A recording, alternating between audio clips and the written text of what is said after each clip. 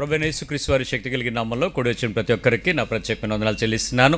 ఆయా ప్రదేశాల్లోంచి దేవుని యొక్క వాక్యాన్ని వీక్షిస్తున్న మీ అందరికీ నా శుభాహ్వానాన్ని తెలియజేస్తున్నాను. మనం నేర్చుకుంటున్నటువంటి ప్రత్యేకమైనటువంటి విషయం, శోధించబడ్డం పాపం కాదు, కానీ శోధనలో పడడం పాపం. శోధనలో పడడం ఒక పాపం అయితే, శోధనలో పడి ఆటిని ప్రార్థించి ప్రభు దగ్గర నుంచి తెచ్చుకుందామని పోరాడడం ఇంకా పెద్ద పాపం.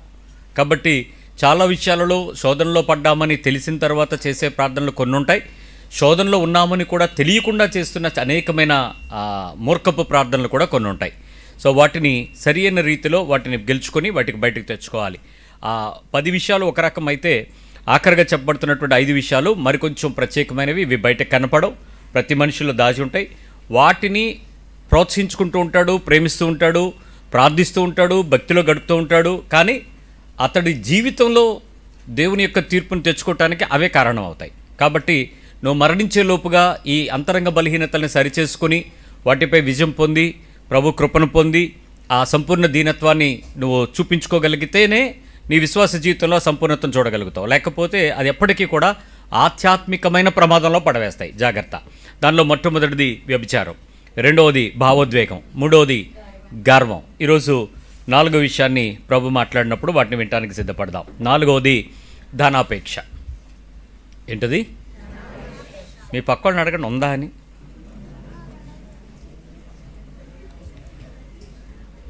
చాలా ఆశ్చర్యమైన సంగతి ఏంటంటే ఎవడికి ఉండదు. నిజానికి మీలాగే నాకు కూడా ఉంది. నేను కూడా ధనాపేక్షలోనికి అతీతమేం కాదు. అయితే నాకు భూమి మీద అక్కర్లా, అక్కడ కావాలని ఆశ ఉంది. అక్కడ నేను నా ప్రభు యొక్క గొప్ప రాజ్యంలో స్థానం, గొప్ప ఇల్లు, గొప్ప పేరు, గొప్ప స్తంభం, గొప్ప కుర్చీ, గొప్ప పదవి, గొప్ప పలుకుబడి ఆ ప్రదేశంలో. ఎక్కడ? నిత్యత్వంలో. భూమి మీద వేటిని పొందుకోవటానికి మనం విపరీతమైన కాంక్షాపూర్వకంగా ప్రయత్నం చేస్తామో వాటన్నిటికీ భూమి మీద ప్రతిఫలాలు ఉన్నాయి. కానీ నిత్యత్వంలో సంపాదించుకోబోయే వాటికి భూమి మీద ప్రతిఫలాలు లేవు. కాబట్టి వాటి యొక్క ప్రత్యక్షతను గుర్తుపడితేనే ఏ ప్రదేశానికి వెళ్ళి పొందుకోబోతున్నాం అనేది మనకు ఆధారపడి ఉంటుంది. ఆలోచిద్దాం. మీలో ఈ మధ్యకాలంలో చాలా ఎక్కువ కేసెస్ ఏసీబీ ట్రాప్స్లో దొరికిపోతున్నట్లు, సిబిఐ పట్టుకుంది, ఏసీబీ పట్టుకుంది అనుకున్నట్టు యాంటీ కరప్షన్ బ్యూరో వాళ్ళు ఆ ముందు నోట్ల కట్టలో సీసాలు, పింక్ సీసాలు కనబడుతూ ఉంటాయి కదా, అది పట్టుకోగానే ఆ తహసీల్దారు పట్టుకున్నాడు, ఎలక్ట్రికల్ ఏఈ పట్టుకున్నారు, పంచాయతీరాజ్ డిఈ దొరికిపోయాడు, ఇన్ని లక్షలు అని మీరు ఫోటోలు చూస్తూ ఉంటారు. ఎందుకు దొరికిపోయారో తెలుసా? వాళ్ళు తెలివిలేక, తెలివి తక్కువయ్యా? కాదు. మరి వాళ్ళు ఎందుకు దొరికిపోవలసి వచ్చింది? వాళ్ళ కాంక్ష ఏంటి? జీతం రాదా? వస్తుంది. మరి ఆ బిల్స్ సైన్ చేయడానికో లేకపోతే అవి సంపాదించుకోవటానికో వాళ్ళు ఇంత డబ్బుని అక్రమంగా సంపాదించాలనుకున్న ఆలోచన ఏంటి? ఒకటే విషయం, ఒక్కసారి గనక ఆ అధిక మొత్తంలో ఆ డబ్బును గనక వాళ్ళు తీసుకోగలిగితే వాడి లైఫ్ అని అనుకుంటాడు. ఒక్కసారి వాడు అవతల వైపు నుంచి లంచం ఒక 50 లక్షలు తీసుకున్నాడు అనుకోండి, లైఫ్ సెటిల్ అయిపోద్ది అనుకుని ఆ రోజు ఆలోచించి దొరకకుండా చేసిన వెంటనే వాడికి నెక్స్ట్ ఏం చెప్పుద్దో తెలుసా? ₹1 కోటి తీసుకో, తప్పేముంది, ఎవరు దొరకవు కదా, ఇంతకుముందు ఎలా చేసావో ఆ పద్ధతిలో ఆ మనుషులతో ఆ విధానంలో ఆ బిల్లుకి ఇంత తీసుకో అన్నట్లు వాడి మనసుకి ప్రేరేపణ వస్తుంది. ఆ తర్వాత ₹1 కోటికి వెళ్తాడు, లేకపోతే ఇంకేదో చేస్తాడు. మొత్తానికి ప్రారంభం ఏదైనా ₹1 దగ్గర, ధనాపేక్ష దగ్గరే ప్రారంభం అవుతుంది. ధనాపేక్షకు లిమిటు బాండు లేదు. ఇంత అని కానీ, ఇంతైతే ధనాపేక్ష అని కానీ లేదు.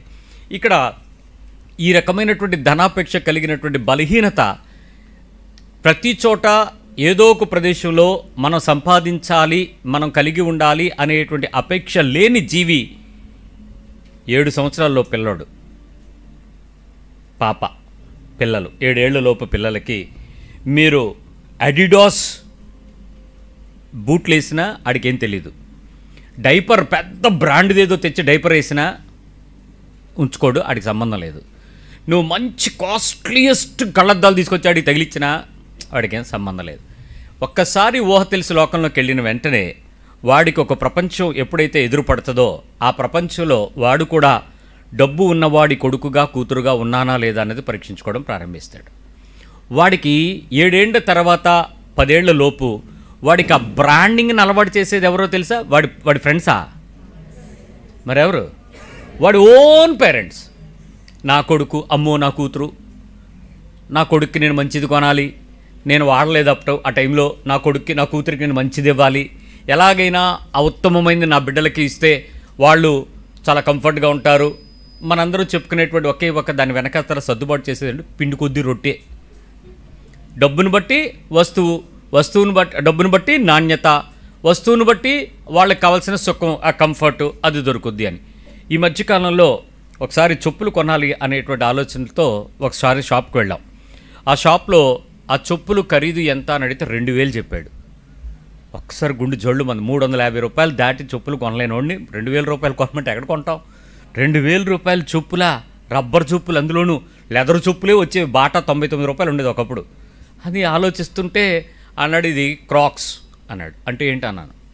క్రాక్స్ అన్నాడు. అంటే ఏంటి సార్ అని.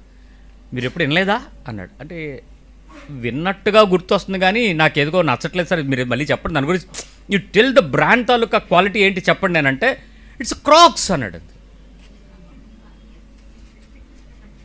నేను కాసేపు ఆలోచించి ఇది క్రాకా క్రాకా ఏదో క్రాక్స్ అంటున్నాడు, సరే మంచిది క్రాక్స్ అనుకుని మా రేంజ్ కాదులే బాబు అని చెప్పి బయటకు వచ్చేది. మీ రేంజ్ ఎంత చెప్పండి, తక్కువలోనే ఇస్తా అన్నాడు. తక్కువలోనా అని మళ్ళీ వెనక్కి తిరిగి ఎంత అన్నాడు. 1500 అన్నాడు. అది తక్కువేటి, 2000 రూపాయలకి 500 తక్కువ ఇచ్చాడు, అదే డిస్కౌంట్ అని చూపిస్తున్నాడు. మరి నాకు అలా లాభం లేదని చెప్పి మేము బయటకు వచ్చేసాం.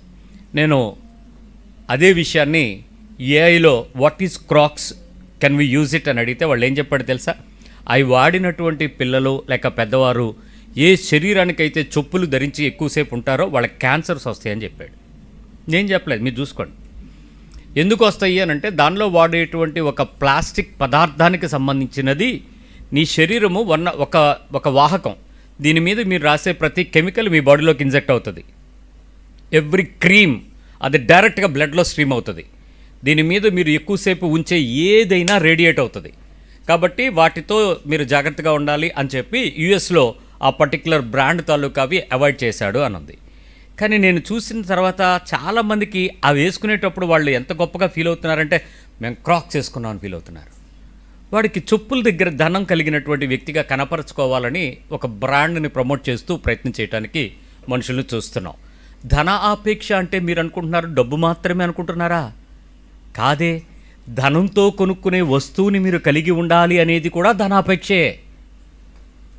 ఎక్కువ డబ్బుతో, ఎక్కువ సంపాదనతో, ఎక్కువ లాభముతో, ఎక్కువ ధనముతో దేనైనా అనుభవించేది కలిగి ఉండి నా శరీరం మీద కనపరచాలి అనుకునే ఆలోచన కూడా ధనాపేక్ష అని బైబిల్ చెప్తుంది. బైబిల్ చెప్తుంది మొదటి తెస్సలోని పత్రిక 2వ అధ్యాయంలో 5వ వచనం ఒక మాట హెచ్చరికగా మనకు చెప్తుంది. 1 Thessalonians 5:2-5 2:5 మీరు ఎరిగియున్నట్టు మేము ఇచ్చకపు మాటలనైనను. చూడండి, పౌలు ఈ తెస్సలోనికైనటువంటి సంఘానికి ఆయన ఉత్తరం రాసేటప్పుడు చాలా చక్కగా ఆ హెచ్చరికగా ఆ మాటలు చెప్తా ఉన్నాడు. ఇక్కడ సిల్వానుకి పౌలును, సిల్వానును, తిమోతియును శుభమని చెప్పి వ్రాస్తున్నటువంటి మాట. ఆ తెస్సలోనికైకి చెప్తున్నటువంటి మాటలో 5వ వచనం, మీరు ఎరిగి ఉన్నట్టు మేము ఇచ్చకపు మాటలనైనను, అంటే ఇష్టమైన, నచ్చిన, సంతోషం కలిగించే ఇచ్చకపు మాటలను గాని, ధనాపేక్షను లోభత్వమును కప్పిపెట్టు వేషమునైనను, ధనాపేక్షను కప్పిపెట్టు వేషమునైనను మేమెన్నడూ వినియోగింపలేదు. ఇందుకు దేవుడే సాక్షి. ధనాపేక్షను కప్పిపుచ్చేటువంటి వేషాన్ని మేము వెయ్యలేదు. ఒక వ్యక్తిగా, ఒక ఆత్మీయ సేవకుడుగా డబ్బుకు సంబంధించినట్లుగా అపేక్ష, ధనాన్ని ఆపేక్షగా సంపాదించాలి అనేటువంటి తపనను కానీ, డబ్బుని మేము కలిగి ఉండాలనేటువంటి ఆశను కానీ, ధన సంబంధమైన ఏదైనా మాకు వస్తే బాగున్ను, ఇస్తే బాగున్ను, పొందుకుంటే బాగున్ను, కలిగి ఉంటే బాగున్ను, దాచుకుంటే బాగున్ను అనేటువంటి అభిప్రాయాన్ని కానీ మేము ఎప్పుడూ కూడా వేషధారణగా కూడా కనపరచలేదు. అంటే బయటకు ఒకలాగా ఉండి లోపల మాకు అది డిజైర్ ఉంది, బయటకు మాకు అది లేకుండా మేము ప్రవర్తించలేదు అని ఒక నిర్దోషమైనటువంటి పదాన్ని సంఘానికి హెచ్చరికగా రాస్తూ చెప్తున్నాడు. సంఘాలకు సవాల్ చేస్తున్నాడు, మేము ఇలా చేయలేదు చూసుకోండి అని. ఇదే సవాలు వాక్యం చదివిన ఈ తెస్సలోనిక పత్రిక గురించి చదివినటువంటి మీలో ఎవరైనా ఎస్ ట్రూ, ఈ వాక్యం చదివిన తర్వాత మేము అలా కనపడాలని కానీ, మేము అలా ఉండాలని కానీ, మేము కూడా అలాంటి వేషధారణ మాలో కూడా లేదో, మేము కూడా పౌలు చెల్లెళ్ళమే, పౌలు తమ్ముళ్ళమే అని చెప్పగలరా? మీలో ఆ అపేక్ష లేదని చెప్పగలరా? దాన్ని కప్పిపుచ్చకుండా ఉండగలిగే జీవితం మాకుంది అని చెప్పగలరా? సవాలుగా నిలబడగలరా? ఒక ఉదాహరణ చెప్తాను, మీకు అర్థమవుతుంది. సో డబ్బు ఎవడికొద్దు? ఎవరికొద్దు? అందరికీ కావాలి. ఎవడికి చేదు? ఎవడికి చేదు కదా, అందరికీ తీపే. ఎంత కావాలో తెలియదు కానీ ఎంత ఇచ్చినా పర్వాలేదు, ఎంతైనా ఓ రకమైన సుఖంగా సంతోషంగా అనిపించేలాంటి పరిస్థితి ఉంటుంది. ఒక సేవకుడుగా, ఒక పాస్టర్గా పరిచర్య చేసేటువంటి, ఒక సంఘాన్ని నడిపించేటువంటి ఒక నాయకత్వంలో ఉండి ఏదైనా కార్యక్రమాలకు వెళ్ళేటప్పుడు సేవకునికి ఉండేటువంటి ఒక ఆలోచన, అంటే నేను పాస్టర్ పాయింట్ ఆఫ్ వ్యూలో ఒక విషయం మాట్లాడి ముందుకెళ్తాను. ఏంటంటే ఏం ఆలోచిస్తారంటే, అంటే నా స్థానంలో ఉండేటప్పుడు ఆలోచించేటువంటి విధానం ఎలా ఉంటుందంటే, దేవుని యొక్క వాక్యానికి సంబంధించిన పరిచర్య ఒక ఇంటికి చేసినా, వ్యక్తికి చేసినా, వ్యవహారానికి చేసినా, వివాహానికి చేసినా, శుభకార్యానికి చేసినా, మరణ కార్యానికి జరిగించినప్పటికీ కూడా దానికి తగినటువంటి ప్రతిఫలమైనటువంటి జీతాన్ని ఆ కుటుంబం వారు, ఆ వ్యక్తి, ఆ సేవకునికి ఇచ్చుట దేవుని పేరిట గణపరచుటగా భావిస్తారు. అంటే నేనొచ్చి ఒక మనిషి చనిపోతే ఆ మనిషిని చనిపోయిన ప్రదేశంలో పౌడ్చిపెట్టి కార్యక్రమం అంతా చేసి వచ్చేస్తే ఆ కార్యక్రమము ప్రారంభం నుంచి అంతం వరకు నడిపించి జరిగించి భూస్థాపన కార్యక్రమం చేసినందుకు గాను ఒక 5 రూపాయలు 10 రూపాయలు మీరు బహుమతి ఇస్తారన్నమాట, కానుకగా ఇస్తారు. దేవుని పేరట మీరు 5 రూపాయలు 10 రూపాయలు ఇచ్చారని చెప్పి కృతజ్ఞతలు చెల్లించి ప్రభువా నువ్వు ఇచ్చావు వెళ్ళిపోతాం.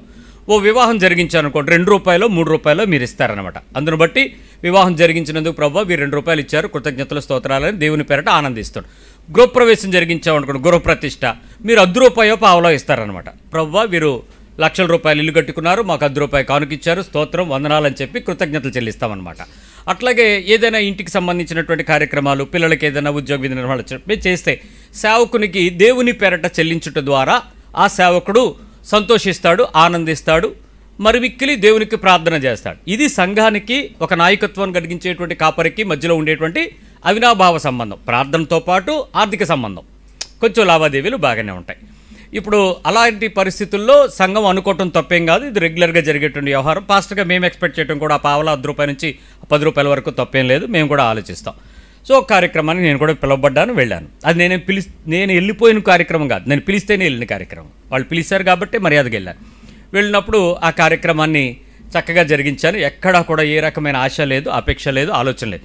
చేయమన్నది ఇచ్చిన బాధ్యతను చక్కగా చేసేసి ప్రభుపక్షంగా చాలా సంతోషంగా కలిగించి నేను వెంటనే బయలుదేరి కారు స్టార్ట్ చేశాను. కారు స్టార్ట్ చేస్తున్నప్పుడు నాతో ఉన్నటువంటి ఇతర సేవకులు, ఇంకెవరో వచ్చినటువంటి సేవకులు వచ్చన్నారు. అదేంటి పాస్టర్ గారు వాళ్ళు ఏమి ఇవ్వకుండా వెళ్ళిపోతున్నారేంటి అన్నాడు. ఏమి ఇవ్వాలి అన్నాను. ఏమి ఇవ్వాలి అని అంటే, అదేంటి సార్ మీరు కార్యక్రమం అంతా మీరే చేశారు, వాక్యం మీరే చెప్పారు, ఆ ప్రతిష్ఠ కార్యక్రమం అంతా మీరు నడిపించారు, దాంతోపాటు ఆ పని చేశారు, మరి చేసినందుకు మీకు వాళ్ళు ఏదో ఒకటి ఇవ్వాలి కదా అన్నాడు. ఏదో ఒకటి ఎందుకు ఇవ్వాలి, వాళ్ళు ఏమి ఇవ్వాలి అని అంటే, భలేవాళ్ళేనండి, అలా ఎలా వెళ్ళిపోతారు, నువ్వు చేద్దు మూతికి చిక్కం పెట్టాలంటే చిక్కం పెట్టచ్చు కదా, పెట్టకూడదు కదా అన్నాడు. మరి నాకైతే అలవాట్లేదు, పర్వాలేదు అని అంటే ఆయన ఏమన్నాడు తెలుసా, కారు టక్కని స్విచ్ ఆఫ్ చేసి నా కారు తాళం ఇలా తీసుకుని మీరు చెప్తాను రండి అని చెప్పి వెళ్ళిపోతున్నాడు. వెళ్తుంటే నేను కూడా కారులో కూర్చుని, ఇదేంటి సార్ తాళం తీసుకెళ్ళిపోతారు, మీరు వెయిట్ చేయండి నేను వెళ్ళిపోతాను, నా పని వారే, మీరు ఏదో వెయిట్ చేయండి అని అంటే, లేదు సార్ వాళ్ళు మీరు వెళ్ళిపోవడం చూడలేదు, చూస్తే వాళ్ళే పరిగెట్టుకొస్తారు ఉండండి అని చెప్పి తీసుకెళ్ళాడు. ఇప్పుడు ధనాపేక్ష ఏంటో తెలుసా, నాకు ఇంటికి వెళ్ళిపోవాలని ఉంది, ఆయనతో పాటు వెళ్ళాలనే ఉంది. అది ఏంటి చెప్పండి ధనాపేక్ష అంటే? ఇప్పుడు వాళ్ళు ₹1 కోటి ఇస్తారా? ఎవరు? 1,00,000 ఇస్తారా? ఎవరు? వాళ్ళకి కావాల్సింది కలిగింది ఎంతైతే ఉంటే అంత ఇస్తారు. అందులో 2-3 పాస్టర్లు ఉన్నారు, డివైడెడ్ బై ఆల్ అవుతుంది. అది కూడా పంపకమే, వాటానే, భాగమే, లెక్కే, కొలతే. ఎక్కువేమి ఇచ్చారు పర్లేదు, ఆలివ్ గ్రీన్ పెద్ద పేరు అని చెప్పి పైకి ఇది చిన్న పేరు అని చెప్పి ₹10 తక్కువ ఇవ్వడానికి అవ్వదు. కానీ వెళ్ళిపోవాలని తొందర ఎంతైతే ఉందో ఉండాలి అనే ఆశ కూడా పక్కన అంతే పోరాటం కలిసింది. ఒకసారి జరిగింది పోరాటం. ఫైట్ అవుతుంటే నేనేమో తాళం గురించి అడుగుతాను, ఆయన ఏమంటాడు, ఇస్తాను రండి అని ఆయన వెళ్ళిపోతున్నాడు. తలుపు వేసాడు డోరు. ఒక 5 నిమిషాలు ఆలోచించాను. నాకు అక్కర్లేదు, నాకు ఇప్పుడు మీరు నా భావం ఏంటో చెప్తాను, మీరు అర్థం చేసుకోండి నన్ను. వాళ్ళు ఇల్లు కట్టుకున్నారు, అప్పు చేయనోడెవడో, ఇల్లు కట్టి పెళ్లి చేసి అప్పు చేయనోడెవడు. చాలా సంతోషించదగ్గ విషయాలు ఏంటంటే 20 సంవత్సరాలు సంపాదించి దాచి ఒక 200, 300, 500 మందిలో సంతోష పెట్టడానికి అప్పులు పాలైపోవడం పెళ్ళి. దాని పేరు పెళ్ళి. 20 ఏళ్ళు బిడ్డ కోసం కష్టపడతారు, నానా లోన్లు పెడతారు, అంతా దాచి ఆ పిలువబడిన వాళ్ళని సంతోషింపజేయడానికి ప్రయత్నం చేస్తారు. దరిద్రం అంటే ఎవడూ సాటిస్ఫై అవడం, ఎప్పుడూ సాటిస్ఫై అవడం. ఏటండి డెకరేషన్ అంటాడు ఒకడు. ఏటి సార్ భోజనము, ఆ బిర్యానీనా అంటాడు ఒకడు. వాడు కిళ్ళీ నచ్చదు, వాడు ఏసీ సరిగ్గా తగలదు, ఆడు ఏదో తడిసి వస్తే ఏటి సార్ రంగుపోయింది నాకు అనుకుంటాడు. ఎవరిని సాటిస్ఫై చేయలేవు. కానీ దానికి అయ్యే ఖర్చు పేరు పెళ్ళి. ఇల్లు కడతాడు, లోన్లు పెట్టకుండా ఇల్లు కట్టుకున్నాడు ఎవడంటే, కొనుక్కున్నా కట్టుకున్నా ఖచ్చితంగా అప్పులు అయిపోయాడు. ఇల్లు కట్టి చూడు, పెళ్లి చేసి చూడు, దాని వెనక వచ్చేది డబ్బే, అప్పే. పెళ్లి చేశాడు, అప్పు అయిపోయింది, ఇల్లు కట్టాడు. ఆ ఇంటికి వెళ్ళినప్పుడు ప్రార్థన చేయండి పాస్టర్ గారు, మేము దిగిపోతాం అనుకోండి. ఈ నెలలో ఆ కార్యక్రమాన్ని కనుక మనం ప్రతిష్ఠ చేస్తే ఒక ఈఎంఐ సేవ్ అవుతుంది వాడికి. ఇంకో ఇంట్లో ఉంటే అద్దె కడతాడు కదా, అద్దె సేవ్ అవుతుందన్న నేను ఆలోచిస్తాను. ఎంత తొందరగా వాడు నా ఇంట్లో చూపిద్దామా అని నేను ఆలోచిస్తాను. కొంతమంది మాకు ఇప్పుడు టైం లేదు, మాకు ఇప్పుడు అవ్వదని పాస్టర్లు డేట్లు పెడతారు 1-2-3 నెలల తర్వాత. ఆ అప్పులైపోతాడు. విశ్వాసిని ఆలోచించకపోతే సేవకుడు ఎట్లా అవుతాడు? సో వెంటనే వెళ్ళి ఎప్పుడంటే వాళ్ళు ఎప్పుడు పెడదామంటే నాన్న నాకు రేపు ఖాళీ ఉంది, వెళ్ళుని పెట్టేద్దామా అని చెప్పి పెట్టేస్తా. సో ఇల్లు కట్టాడు, చాలా కష్టపడ్డాడు, అప్పులై ఉంటాడు, వాడు ఎప్పుడు తీర్చుకుంటాడు? ఇప్పుడు నేను వెళ్ళి వాడి దగ్గర కూర్చుని 1000-100 లాక్కుని వెళ్ళిపోతే బాగోదు కదా, తప్పు కదా. అయినా వాడు సంతోషించి ఆనందించడానికి సిద్ధపరచాలి, కానీ నేను వెళ్ళి లాక్కు రావడం ఏంటి అని నేను అసలు వెళ్ళను. డబ్బుల గురించి ఆలోచించను. నా పని ఏదో నేను చేస్తే నేను బయటకు వస్తాను. మొత్తానికి ఆ వెళ్ళిపోవాలని ఉంది, ఉండాలని ఉంది అనే మనస్సు కొట్టుకుని చూసారా? కొట్టుకుంటున్నప్పుడు ఆయన నన్ను చూసి, పాస్టర్ గారు కలుద్దాం మళ్ళీ అని నాకు చెయ్యి చూపించాడు ఈ పక్క పాస్టర్కి, ఆ ఓనర్. నాకు అర్థమైపోయింది. ఏంటి అర్థం? నువ్వు సర్దుకో అని. నువ్వేంటో చెప్దాం అనుకున్నావు, దేవుడు ఏదో చెప్తున్నాడు మనకి, తాళం అన్నాను. ఇచ్చాడు. ఇచ్చి అలాగే పాస్టర్ గారు అదేంటి అలాగనిచ్చాడు బ్రదర్ అన్నాడు. ఏంటి నీ బాధ ఏంటి? ఇప్పుడు అందరితో పాటు రిటర్న్ గిఫ్ట్ స్టీల్ బొచ్చి ఇచ్చాడు, పట్టుకున్నావు. నీకు కవర్ నీ దగ్గర ఉందో, నా దగ్గర ఉంది. అందరికన్నా చక్కగా నీకు ముందు ప్లేట్ వేసి ఫస్ట్ ప్లేట్ నీకే పెట్టాడు, నువ్వు తిన్నావు. లాస్ట్లో నేను తిన్నాను, ఇద్దరం తిన్నాం. బూరి దొరికింది, పులిహార పెట్టాడు, పచ్చడి వేసాడు, ఐస్ క్రీము పెట్టాడు. నాకేం తక్కువ చేయలేదే. నా కడుపు తిండి చూశాడు. నాకు గౌరవంగా సభలో నాయకత్వంగా ఉండి వాక్యం చెప్పమని ఇచ్చాడు. మన మర్యాదలన్నీ దొరికాయి కదా, ఆడిచ్చే దాని గురించి ఎందుకు ఆలోచిస్తున్నారు? పద వెళ్ళిపోదాం పద అన్నాను. అతను వచ్చాడు కానీ కారు ఎక్కి మనసులో లేకుండా ఉన్నాడు. నాకు అర్థమైంది ఏంటంటే ఆడు ఓపెన్ అయ్యాడు, నేను ఓపెన్ అవ్వలేదు, అంతే తేడా. అతడు కప్పి పుచ్చలేదు, నేను కప్పి పుచ్చుకున్నాను. ఒక విధంగా కప్పిపుచ్చటం అనే పదాన్ని యథార్థంగా ఎందుకు ఒప్పుకుంటున్నానంటే, కప్పిపుచ్చుకొని వాడిని అయితే దాని గురించి ఆలోచించను. వాడు చెప్పినప్పుడు వెనక్కి వెళ్ళను. వాడితో పోరాడి తాళం తీసుకుని నేను వెళ్ళిపోతా, నువ్వు ఉండిపో నేను వెళ్ళిపోతానని ఇంకేదో ప్రయత్నం చేస్తాను. నా హృదయాన్ని మోసం చేయకుండా చూసుకుంటాను. పౌలు అంత ధైర్యంగా ఆ మాట చెప్పినప్పుడు నేను దొరికిపోయాను ఆ మాట దగ్గర. ఆ రోజు అదే ప్రారంభం, అదే ఆఖరు. మరోసారి ఒక చేతిని కానీ ఒక విలువైన కార్యక్రమం జరిగిస్తే వారి చేతుల వైపు కానీ ఆ ధనాపేక్షను కప్పిపుచ్చే వేషధారణ వేయకుండా, ఆ డబ్బు వైపు చూడకుండా, వాళ్ళు ఇచ్చేదాని కొరకు ఎదురు చూడకుండా, ఇస్తారేమో అని ఆశపడకుండా, ఇస్తారు అనే నమ్మకంగా వెళ్లకుండా, ఏ రోజు దేన్ని చూడకుండా ధనాపేక్షకు చూడకుండా ఉండగలిగేటట్లు ఈ వాక్యం ధైర్యంగా చెప్పగలను. నేను చేస్తాను, నాకుంది ఈ లక్షణం అని. నువ్వెందుకు చెప్పలేకపోతున్నావు? ఎందుకు నీలో ఆ మోసం కలుగుతుంది? ఆ మోసానికి బలహీనంగా ఎందుకు మారిపోతున్నావు? చాలా హెచ్చరికగా బైబిల్ ఒక మాట చెప్తుంది. ఒకసారి చూడండి, 1 సమూయేలు గ్రంథం 8వ అధ్యాయంలో జరిగిన ఒక భయంకరమైన సత్యాన్ని మనం విందాం. 1 Samuel 8. 1 సమూయేలు 8. ఇక్కడ మన ఆత్మీయ నాయకుడైనటువంటి సమూయేలు ముసలివాడైపోయినట్టుంది. సమూయేలు వృద్ధుడైనప్పుడు తన కుమారులకు ఇజ్రాయేలుల మీద న్యాయాధిపతులుగా నియమించను. తన కుమారులను పెట్టుకున్నాడు, తప్పేం లేదు. అతను ఆల్రెడీ మంచి పేరు కలిగినటువంటి నాయకుడు కాబట్టి, పిల్లలు కూడా అదే క్రమంలో ఉన్నారు కాబట్టి, అతనే ఉద్యోగం జీతం పొందట్లేదు కాబట్టి ఇజ్రాయేల్ ప్రజలకు వారసత్వ నాయకుగా ఉండాలని కోరుకున్నాడు, పెట్టాడు. పెట్టిన తర్వాత అతని జ్యేష్ఠ కుమారుని పేరు యోవేలు, రెండవ వాని పేరు అబియా. పేర్లు లేనోళ్ళు బైబిల్లో చాలా గొప్పగా ఉన్నారు, పేర్లు ఉన్నోళ్ళు గొప్ప భయంకరమైన విషయాలు కూడా రాస్తున్నారు. వీరు బెర్షెబాలో న్యాయాధిపతులుగా ఉండరి. అతని కుమారులు అతని ప్రవర్తనను అనుసరింపక ధనాపేక్షులై లంచములు పుచ్చుకొని న్యాయమును త్రిప్పివేయగా. సామ్యుయేలు ఏమైతే చేయలేదో పిల్లలు అవి చేశారు. శామ్యూయల్ దేని కొరకు ఎదురు చూడలేదు. ఆ పిల్లలు ఎవరెవరు? ఇద్దరు పిల్లల పేర్లు రాశారు, యోవేలు, అబియా. వీళ్ళిద్దరూ కూడా ఆ పనులు చేశారు.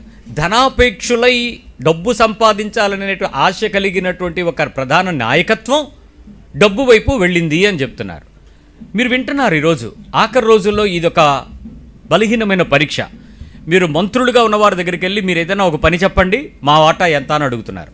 ఏదైనా పని జరిగించుకోవాలనుకుంటే ఏ పోర్ట్ఫోలియోలో ఉన్నా, ఏ మినిస్ట్రీ అయినా, ఏ పరిస్థితుల్లో అయినా, అది స్టేటా సెంట్రల్ అని చూడక్కర్లేదు, కానీ అధికారికంగా ఉన్నటువంటి నాయకులు మాకు వాటా ఇస్తేనే మేము ఈ పని చేస్తాం, మేము ఈ ఫైల్ నడుపుతాం అనేటట్లు ఖచ్చితంగా చెప్తున్నారు, కరాఖండిగా చెప్తున్నారు. ఎంత సిస్టమేటిక్గా మనం డాక్యుమెంటేషన్ ఇచ్చినా, అన్నీ ఆన్లైన్ చేస్తున్నా, ఒకవైపు ఆఖరి నిమిషం దగ్గరికి వెళ్ళేటోడికి మేము అందరికీ ఇవ్వాలి, మాకు ఇవ్వండి అని చేతులు చేస్తున్నారు. ఎవరూ మాట్లాడలేకపోతున్నాం. ఇస్తేనే పని అవుతుంది అనుకుంటే మన ప్రాజెక్ట్లో ఇచ్చే వాటాను కూడా కలుపుకుని ప్రాజెక్ట్ పెట్టుకోవాల్సి వస్తుంది. ధనాపేక్షలు అయిపోయారు. ప్రపంచం ధనాపేక్షలు అయిపోతుందని బైబిల్ చెప్తుంది. కడవరి దినాలలో మోసగించబడతామని చెప్తుంది. అధికారిక వర్గంలో ఉండేవాళ్ళు అధికారం పొందుకున్న తర్వాత కూడా డబ్బు ఆశిస్తే ఇక సామాన్యుడు ఎట్లా బతుకుతాడు? కానీ ఈ ధనాపేక్ష బయటకు కనపడకుండా జీవించే క్రైస్తవ ముసుగుని బైబిల్ ఎండగడుతుంది. వాళ్ళు ఎలా బతికినా పర్వాలేదు, వాళ్ళకి తీర్పులు అనే భయం లేదు, వాళ్ళకి పాపభీతి అనే దానికి ఒక లక్ష్యం ఉంది. లక్ష్యం ఏంటో తెలుసా వాళ్ళకి? నేను ఒక ₹1,00,00,000 పాపం చేశాను అనుకోండి, ఉదాహరణకి చెప్తున్నా, అంటే మనంతా డబ్బుతో లెక్కేసుకుంటున్నాం కాబట్టి పాపాన్ని కూడా రిచ్గా ₹1,00,00,000 అన్నాను. సరిపోలేదా? 2 కోట్లు వేసుకోండి, మీ ఇష్టం. కోట్లు, 2 కోట్ల పాపం అనుకోండి. 2 కోట్ల పాపానికి తగినట్లుగా వజ్ర కిరీటం కానీ, దానికి కావాల్సింది ఏదైనా టెంపుల్కి కానీ ఏదైనా చేసేసాను అనుకోండి, నా కోట్ల పాపం ఏమైపోద్ది? సో ఆడికి ఆ ప్రాయశ్చిత్తం పొందుతాడు అనే ఒక ధైర్యం వాళ్ళకు ఉంది. ఇంకా చెప్పాలంటే అంత కోట్లకు లైసెన్స్ వాళ్ళే, ఆ దేవుళ్ళే ఇచ్చారన్నట్టు.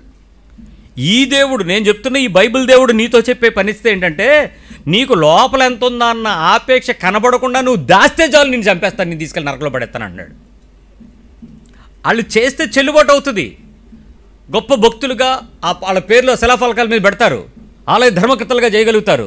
కానీ క్రైస్తవ్యంలో ధనాపేక్ష కనబడకుండా దాచుకుని నువ్వు చేసే భక్తి, నువ్వు చేసే ప్రార్థన, నువ్వు చేసే క్రియ, నువ్వు చేసే విశ్వాసపు పద్ధతులు ఎంత మోసంగా పరిగణించిందంటే, ఈ మోసంలో నుంచి నువ్వు బయటపడకపోతే ఆత్మీయమైనటువంటి ఒక పెద్ద ప్రమాదంలో పడి ఉంది క్రైస్తవ్యం.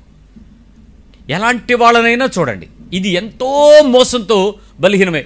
మొట్టమొదటి అపోస్తలుల సంఘంగా ఏర్పడినప్పుడు స్థిరచరాస్తులు అమ్మి సమస్తము సమిష్టిగా ఎంచుకొని ఎవ్వరికి ఏమీ తక్కువ కాకుండా అందరికీ సమానంగా పంచుకుని బతికారు. ఈ ఆఖరి రోజుల్లోకి వచ్చేటప్పటికి సమూయేలు కొడుకులు ధనాపేక్షలై ఆనందిస్తున్నట్లు, ఒకప్పుడు దీనత్వం కలిగిన పాస్టర్ల కొడుకులు ఇప్పుడు రిచ్ ఫ్లేవర్లో బతుకుతున్నారు. ఆడి కార్లు తక్కువ లేదు, ఎక్కడికి వెళ్ళినా విమానాల్లో ఫస్ట్ క్లాస్ సపరేట్ బిజినెస్ క్లాస్లోకి వెళ్ళడానికి తక్కువ లేకుండా బతుకుతున్నారు. ఏది చేయాలన్నా వాళ్ళు చెప్పే మాటలేంటి, చేసే పనులేంటి, అందని మనుషులుగా మారిపోయారు. వాళ్ళు ఎలా వచ్చింది? ధనాపేక్ష ఓపెన్గానే చెప్పగలుగుతున్నారు. దానికి ఒకే ఒక పరిశుద్ధ భయం ఏంటో తెలుసా? ఇచ్చి దేవుని శోధించండి అని మీకు ఎర్రేయడం. మీరు ఆటోమేటిక్గా ఏమవుతారు? ఇస్తే దేవుడు 100 ఇచ్చేసి 1000 ఇచ్చేస్తారు. మనం 100 ఇచ్చేస్తే ఆయన 900 ఇచ్చేస్తాడు కదా, 1000 వచ్చేది. ఆ రకమైన దురాపేక్షతో, దుర్లాభాపేక్షతో మనం ప్రయత్నం చేయటం. ఎంత మోసమైన ధనాపేక్ష అయినా క్రైస్తవ్యంలో ఆలోచనలో స్టార్ట్ అయితే సైతం దేవుడు ఊరుకొని అన్నాడు. అంత ప్రమాద పంచు మనకు కనపడుతుంది.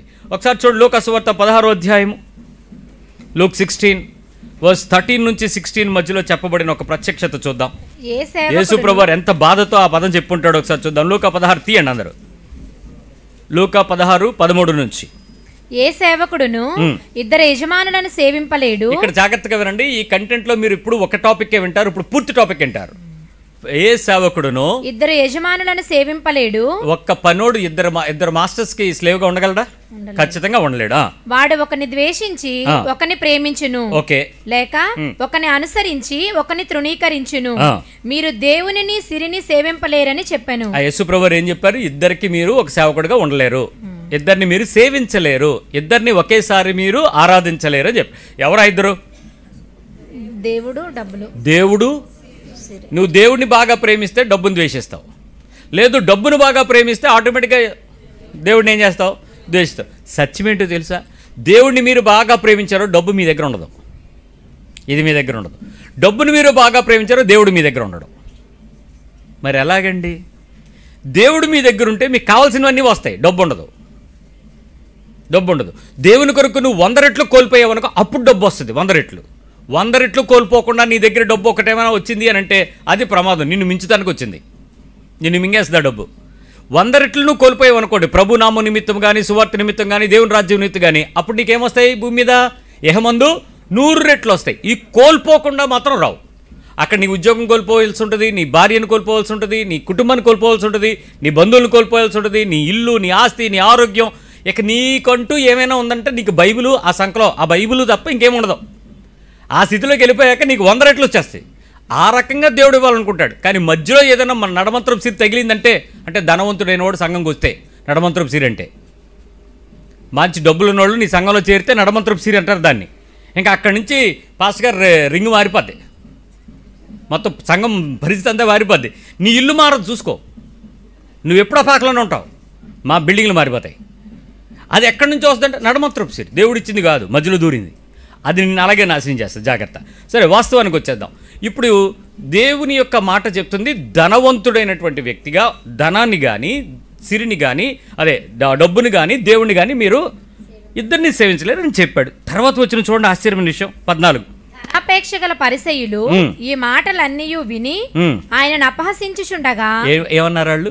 అపహసించారు. ఎప్పుడు కూడా మీరు 14 చదవరు, 13 దగ్గర ఆగిపోతారు. లూకాసు వార్త చదివితే 14 వచ్చిన ఏం చెప్తుందంటే, ధనాపేక్ష కలిగిన పరిసయ్యులు ఈ మాటలన్నీ విని ఆయనను అపహసించుచుండగా ఏం చేస్తారు? ఆయన్ని తెగ కామెడీ చేస్తున్నారు. యేసుప్రభుని బలెవడురా, ఏట్రా చెప్తావు, మేము ఇప్పుడు దేవుడితో ఉండలేదా, మేము పరిసయ్యులు అంటే వాళ్ళు దేవుని తాలూకా వర్గం, మేము దైవ వర్గం కాదా, మమ్మల్ని ఆరాధిస్తలేదా, మనలు మాకు డబ్బులు లేవా, నీకెవడైనా నువ్వు తప్పు చేస్తే నీకు శిక్షించాల్సి వచ్చినప్పుడు నీ శిక్ష తప్పించడం దేవుడి వల్ల అయిందేటి, పరిసయ్యులు మేమే, నేను తప్పించానంటే నువ్వు నాకు ఏదో కొంత ఇచ్చావు కాబట్టి నేను తప్పించాను, మన డబ్బు నాకు దేవుడు దీవించలేదా అని అపసయిస్తున్నారు. ఆయన మీరు మనుషుల ఎదుట నీతిమంతులను అనిపించుకుని వారు కానీ దేవుడు మీ హృదయములను ఎరుగును. దేవుడు మీ హృదయములను ఎరుగును. మనుషుల దగ్గర మీరు నీతిగా కనపడుతూ డబ్బుని ధనాపేక్షను దాచుకుంటున్నారు, కానీ మనుషులలో ఘనముగా ఎంచుకునేది దేవుని దృష్టికి అసహ్యము. ఏంటి మనుషులలో ఘనంగా ఎంచుకునేది చెప్పండి? ఇప్పుడు నీతివంతులుగా ఉండడమా, ధనవంతులుగా ఉండడమా? మనుషులు గొప్పగా ఎంచుకునేది ఏంటి? ఎస్, నీతివంతులుగా ఉండడం కాదు. మనుషుల దగ్గర గొప్పగా కనపడాల్సిందంతా ఏంటి? ఆపేక్ష, డబ్బున్నోళ్ళు కనపడాలి. ఇప్పుడు ఆలోచించండి, చెప్పండి, మీలో ఎవరికైనా బాగా డబ్బు సంపాదించాలి అనేటువంటి ఆలోచన ఉందా? నేను కళ్ళు మూసుకున్నాను, మీరేమనుకోవద్దు. చూస్తే మళ్ళీ మీరు ఎందుకులే చెయ్యి ఎత్తాడు ఆలి మళ్ళీ రేపొద్దున మెసేజ్ అయిపోతామని చాలామందికి నా గురించి భయం ఉంది. మీరెప్పుడూ మెసేజ్ అవ్వరు, కానీ మీ వలన ఒక మెసేజ్ వచ్చిందంటే మీరు ఎంత గొప్పోళ్ళోనర్రా. నువ్వు మెసేజ్కి సబ్జెక్టు ఆబ్జెక్టు అయ్యావంటే ఎంత గొప్పదానివోనమ్మా. పరలోకంలోనూ నరకంలోనూ నీ కొరకు ముద్ర. ఎప్పుడైనా మీకు బాగా డబ్బు సంపాదించాలని అనిపించిందా? ఇక్కడ మీరు మీ అందరికీ దండం పెట్టి చెప్తున్నాను, మీరు ఎవరో నాకు ఏ మెసేజ్ లీక్ చేయలేదు, మీ మొగుళ్ళు మీ పెళ్ళాలు మీ గురించి నాకేం చెప్పలేదర్రా. దేవుడు చెప్తే చెప్తున్నాను, మీరు ఏడవమాకండి. నా గురించి చెప్పేసినట్టు ఉన్నావు పాస్టర్ గారికి, పొద్దునెలా గంటే రాత్రి మాట్లాడేస్తున్నాడు. నేనేం ఏ రోజు నేను నా ఫోన్ కావాలంటే చూడండి, ఏ మాటలు వినపడవు. మీరు అలా అనుకుంటే నేనేం చేయను. ప్రభువా నన్ను క్షమించు. బాగా డబ్బు సంపాదించాలని లేనోడు ఎవడు?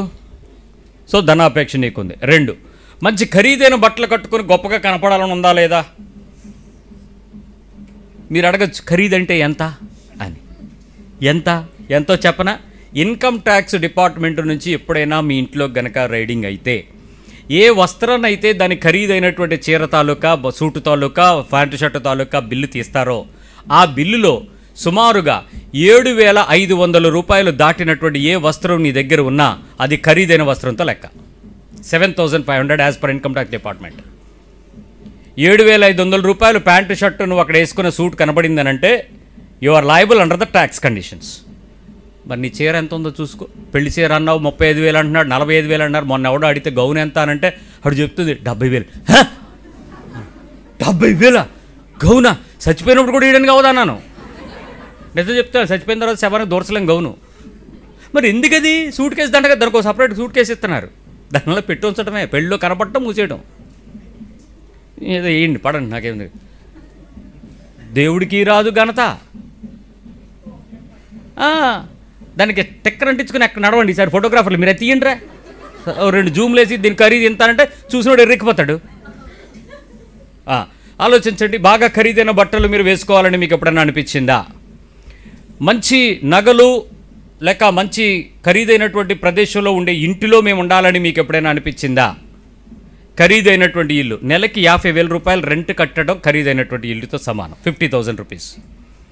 మీరు నవ్వచ్చు, బట్ స్థాయి కలిగిన వాళ్ళు మేము చూస్తున్నాం. 50,000 రూపీస్ మినిమంగా ఖర్చు పెట్టేవాళ్ళు కూడా ఉన్నారు. మినిమంగా హౌస్కి 50,000 రూపాయల వరకు ఇంటి ఖర్చులతో సహా ఆనందించగలిగేటువంటి ఖరీదైన ఇల్లు, నగలు, కార్లు లాంటివి మీరు కలిగి ఉండాలని మీ మనస్సులో మీకు ఎప్పుడైనా ప్రోత్సాహం కలిగినటువంటి అపేక్ష కలిగిందా? ఒకవేళ కలిగి ఉన్నట్లయితే మీరు ధనాపేక్ష కలిగిన క్రైస్తవులతో సమానం. ఇవేవి మా దగ్గర లేవు, ఇలాంటి ఆలోచనలు ఏమి లేవు. కానీ నీ ప్రార్థనలో ప్రభువా మమ్మల్ని జ్ఞాపకం చేసుకోవాలని అంటున్నావా? ఎవరినైనా చూసినప్పుడు, ఎవరినైనా అంటే ఎవరిని చూసినప్పుడు? నువ్వు బండి మీద కిక్కు కొడితే ఒక 4 సార్లు కిక్కు కొట్టి అది అంటది, ఒకసారి ఎల్రా అన్నట్టు. అది ఎల్రా అని అంటే దాన్ని ఇంకో రకంగా అడు తిప్పి ఈ మెకానిక్ గారు మొన్నే 300 తీసుకున్నాడు, అది చూసాడంటే అప్పుడు అని స్టార్ట్ అవుద్ది.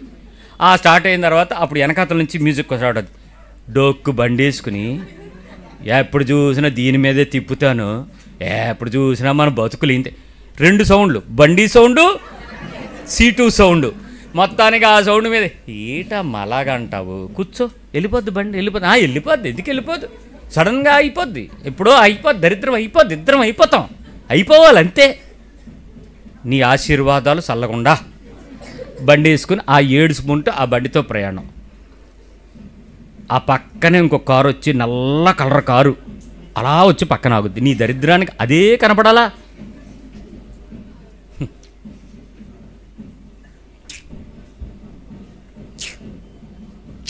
దానికి బోల్డ్ అర్థాలు ఉన్నాయి. అంటే ఏంటన్న అర్థం? అంటే దాని దగ్గుకు అర్థం ఏంటి? డొక్కు బండితోని పక్కన చూడు కారు అంటే నువ్వు చూపించే కారు ఏ i10 ఏ మారుతి కారు, ఏదో చిన్న సైజు కారు అయితే నీ ఆస్తి అమ్మినా కానీ దానికి పెయింట్ వేయలేము. అలాంటి కారుని చూపిస్తే నువ్వు దగ్గితే తుమ్మితే ఏంటైపోతాడు? ధనాపేక్ష అంటే ఆ కారు కొనాలని కాదు, నీ దగ్గర ఉన్నదాన్ని చూసి ఏడవడం. కలిగి ఉన్నదాన్ని యందు నువ్వు ఆనందించలేక ఎప్పుడైతే మూలిగిందో మనసు, అది ధనాపేక్ష అని బైబిల్ చెప్తుంది. చూపిస్తాను వచనం, కంగారు పడకండి. మీరు ఈ ధనాపేక్ష విషయాల్లో విలువైనవి, ఘనమైనవి సంపాదించాలనే తపన నువ్వు మోసం చేసుకోవటం, నువ్వు మోసం అయిపోవటం. నెంబర్ 2, ఇతరుల వద్ద ఉన్నవి నాకు కావాలి, కలిగి ఉండాలి అని నీకు ఎప్పుడైనా బాధ కలిగిందా? వాళ్ళని చూసినప్పుడు వాళ్ళ దగ్గర ఉన్నాయి, వాళ్ళు మనలాంటి వాళ్ళే, కానీ వాళ్ళకు ఉంది, మనకు లేదు, వాళ్ళు చూడు, వీళ్ళు చూడు. ఎప్పుడైనా దేనికైనా వాళ్ళ దగ్గర ఉన్నవి నా దగ్గర నాకు కావాలి అని ఎప్పుడైనా కలిగి ఉండాలని హృదయం ఎప్పుడైనా ప్రేరేపించబడిందా? 2 వీలర్కి పక్కన 4 కార్లు చూస్తే ఏడిపొస్తుంది. 3 టైర్లు ఉన్నోడికి 4 టైర్లు కావాలని కోరుకుంటాడు. ఆ 4 వీల్స్ మీద తిరిగే కారు కలిగిన వాడికి ఇంకా కొంచెం మంచి కంపెనీ కారు, పెద్ద కంపెనీ లగ్జరీ కారు గురించి ఆలోచిస్తాడు. ఇంకా అక్కడి నుంచి నువ్వు చెప్పక్కర్లేదు. ప్రైవేట్ జెట్ వేసుకుని వస్తున్నాడు అనుకోండి ఎవడైనా, ఈ కారులో ఉన్నోడికి ఆడి జెట్ కొనిసాడు, మనం ఇప్పుడు కొంటాం అన్నట్టు ఉంటుంది. ఇది విమానం, రకరకాలు. ఇది ఎవరి దగ్గరైనా ఉన్నవి అది కావాలి అనేటువంటి ఆకాంక్ష ధనాపేక్ష. ఇంకొక మాట చెప్పనివ్వండి, ఎవరి దగ్గర లేనివి నా దగ్గర ఉండాలని మీకు ఎప్పుడైనా అనిపించిందా? పిల్లలు అంటూ ఉంటారు, వాళ్ళ దగ్గర ఉన్నవి కావాలనుకోవడం ధనాపేక్షే. ఈ ప్రమాదం ఏంటంటే లేనివి నా దగ్గర ఉండాలనుకోవడం. ఎవరి దగ్గర ఉండకూడదు, నా దగ్గర ఉండేది. మేము ఒకసారి బండి కొనడానికి మా స్నేహితులు ఒకతో కలిసి వెళ్ళాం. 10 షోరూములు తిప్పాడు, ఏ బండి అడిగి నచ్చట్లా. అప్పుడు నేను అడిగాను, ఏంటి నీ టేస్ట్ ఏంటి, నీ ప్రాబ్లం ఏంటి? ఇంతకించి బళ్ళు లేవు, అన్ని కంపెనీలు తిరిగేసాం, నీకు కావాల్సింది ఏంటంటే, అప్పుడు ఏమన్నాడు తెలుసాడినా, అందరూ వాడేది నేను వాడకూడదు, ఆ మోడల్ ఒక్కటైనా పర్వాలేదు, ఆ ఒక్కటే నేను వాడాలన్నాడు. ఓరి ఇలాంటి సాటిస్ఫాక్షనా? అలాగైతే అదే అడిగేద్దాం, ఎవరో కొనని మోడల్ ఏమైనా ఉంటే అది ఇయ్యని, అది వాడిద్ది కానీ అన్నాడు. లాస్ట్కి అలాంటిదే కొన్నాడు. పాపం కొన్న 1 రోజుల నుంచి తిరగడం మొదలెట్టాడండి. ఎవడో కొనని మోడల్ కొంటే ఏమవుద్ది? దానికి పార్ట్లు దొరకవు, స్పేర్లు దొరకవు, రిపేర్కి మెకానిక్ కూడా చూసి ఈ బండే అనేవాడు ఒకసారి. ఆ ఇంజిన్ పేరు చెప్పగా ఈ ఇంజినా అన్నాడు. మరి ఏట్రా ఇలా అయిపోయామని అంటే అన్నాడు, అయినా పర్లేదు మన బండి స్పెషల్ అన్నాడు. అది ధనాపేక్షలో ఒక భాగం, నష్టాన్ని కూడా ఆనందించగలగడం ధనాపేక్ష. అందుకే నష్టపోతున్నాడు మీరు ఆపి చూడండి, ఇంకెక్కడితో చాలా ఆపేయానండి. అడేమంటాడు, కొడితే జాక్ పట్టు కొట్టాలి భయ్య అంటాడు. మళ్ళీ స్టార్ట్ అవుతాడు. వాడు ఆగడు, ఆపలేం వాడిని.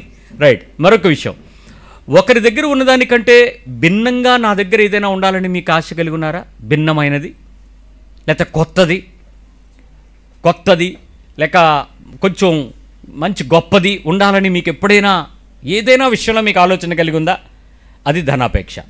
ధనము అనేటువంటి పదానికి నిర్వచనం వస్తువు, విలువ, ప్రభావము, గొప్పది, మేలైన, శ్రేష్టమైన, ఇన్ని అర్థాలు ఉన్నాయి. ధనము అనేది ఒక్కటే డబ్బు గురించి ఆలోచించకండి. ధనానికి చాలా రూపాలు ఉన్నాయి.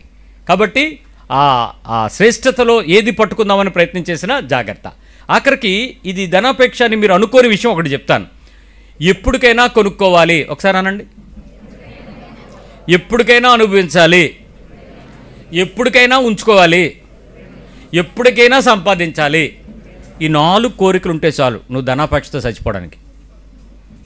ఈ 4లో ఏ ఒక్క కోరికన్నా చాలు. మళ్ళీ చెప్పనా? చెప్తాను. ఎప్పటికైనా కొనుక్కోవాలి, ఎప్పటికైనా దాచుకోవాలి, ఎప్పటికైనా అనుభవించాలి, ఎప్పటికైనా సంపాదించాలి. ఈ 4 చాలు. ఇప్పుడు కాదు, ఎప్పటికైనా. దానికి టైం బౌండ్ లేదు. బట్ ఏదో ఒక టైం నాకు రాకపోద్దా అన్నట్టు అనమాట. రైట్. ఈ విషయాలలో ఏదైనా విషయాలను బట్టి మీ అంతరంగంలో మీరు ఖరీదు, విలువ, మంచి, నాణ్యత అనేటువంటి ఉచ్చులో, అంటే అలాంటి ట్రాప్లో పడి ఖర్చుకు వెనకాడకుండా ఏదైనా సాహసం చేస్తున్నారేమో చూసుకోండి. ఖర్చు, డబ్బు ఎంతైనా అనే దగ్గర ఖరీదైనది, విలువైనది, మంచిది, నాణ్యమైనది ఇలాంటి పదాలు వాడి దానిలో మనం ప్రతిసారి ఏం చేస్తాం? ఇన్వెస్ట్ ఎక్కువ చేయడానికి ప్రయత్నం చేస్తాం. అది ఇట్ ఈస్ నథింగ్ బట్ ధనాపేక్ష. అది చాలా పెద్ద మోసం అవుతుంది. కొలసీ పత్రిక 3వ అధ్యాయము 5వ వచనం చెప్తుంది. కొలస్సియన్స్ 3:5. కావున భూమి మీద ఉన్న మీ అవయవములను, భూమి మీద ఉన్న మీ బాడీ పార్ట్లు అనగా జారత్వము, అపవిత్రత, కామాతురత, దురాశ, విగ్రహారాధనైన ధనాపేక్షను చంపివేయుడి. ఇక్కడ చాలా దారుణంగా మాట్లాడిన విషయం ఏంటో తెలుసా? విగ్రహారాధన అయిన ధనాపేక్ష.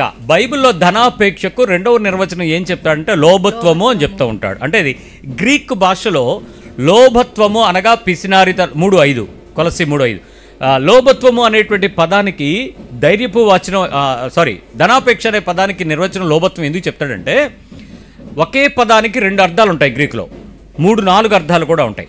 ఒకటి పాజిటివ్ ఎనర్జీగా ఉండేటువంటిది, దాని నెగిటివ్గా ఉండేది. అంటే ఎక్కువ సంపాదించడం, ఎక్కువ దాచుకోవటం, పిసినారితనం కలిగి ఉండడం, ఎక్కువ లాభాన్ని సంపాదించడం. 2 లోభత్వమే, 2 విగ్రహారాధనే, 2 ధనాపేక్షే.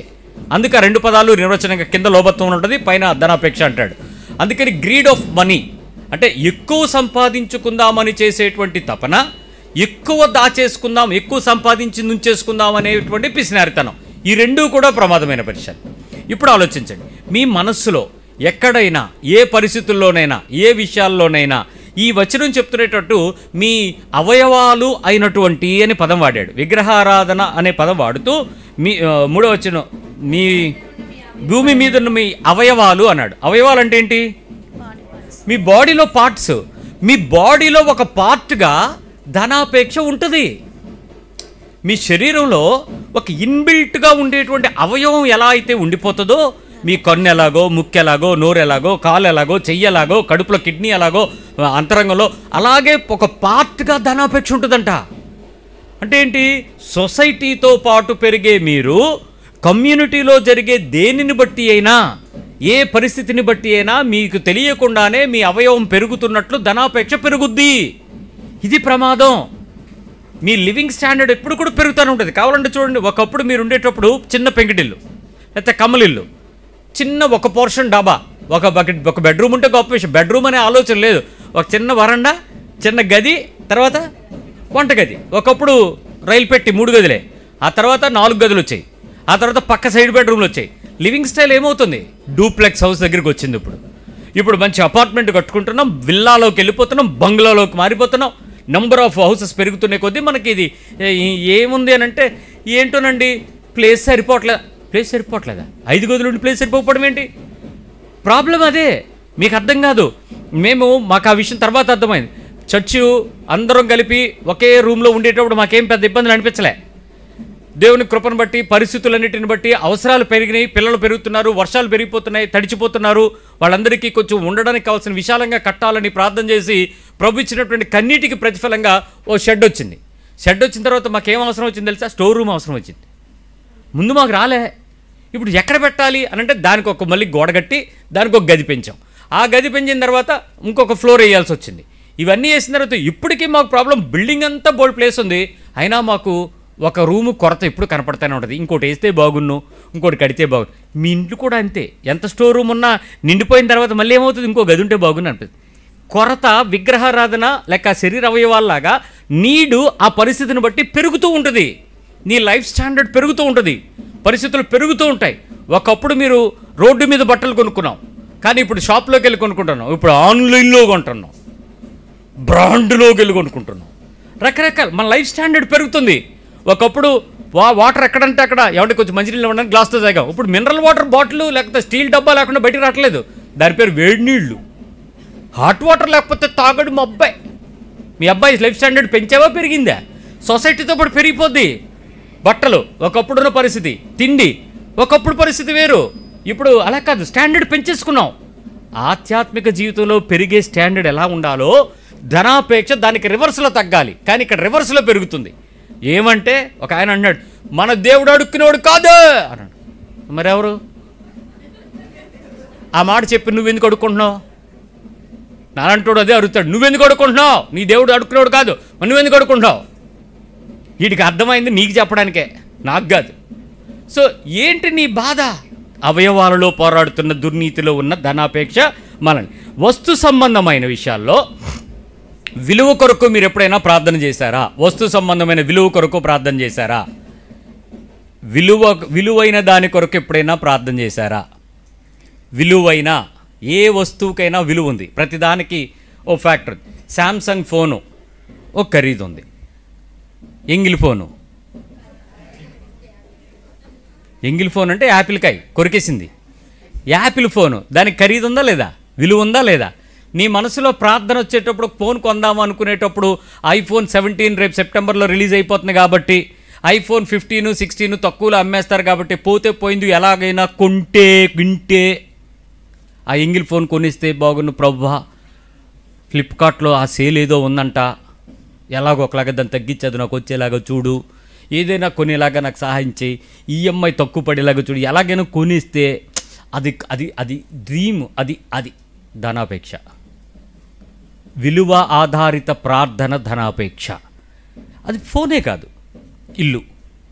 ప్రభువా 70 లక్షలు చెప్పేస్తున్నారు ప్రభువా, ఒక 50కి ఇచ్చి ప్రభువా. ధనాపేక్ష. ప్రభువా ఆ జాగా ఒకప్పుడు గొర్రెలు తిరిగినవి జాగా, పశువులు తిరుగుతుంటే కొనమంటే కొనలేదు, అదేంటి ప్రభు ఇప్పుడు ఇంత రేటు చెప్పేస్తున్నారు? బాబు ఎలాగో ఒకలాగా ఆడితో మాట్లాడి దాన్ని తక్కువ సెట్ చేసే ధనాపేక్ష. అది గొర్రెలు తిరిగినా గాడిదలు తిరిగినా ల్యాండ్కి వాల్యూ వస్తుంది.